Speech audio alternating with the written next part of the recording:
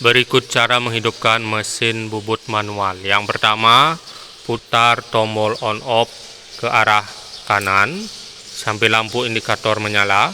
Yang kedua, nonaktifkan tombol emergency dengan cara memutarnya, kemudian melepaskan. Kemudian yang ketiga, tes apakah mesin sudah menyala atau belum, dan pastikan kap mesin tertutup terlebih dahulu dengan cara memencet tombol yang berwarna hijau.